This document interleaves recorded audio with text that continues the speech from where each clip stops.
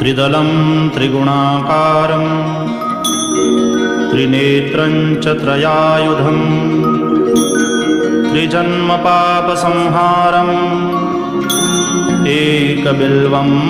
शिवार्पणम् त्रिशाखैर्बिल्वपत्रैश्च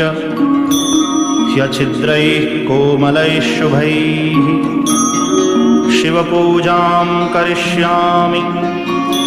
ह्येकबिल्वं शिवार्पणम्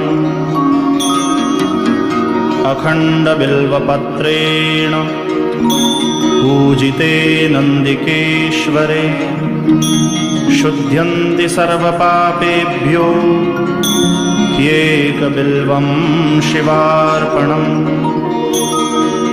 शालिग्रामशिलामेकां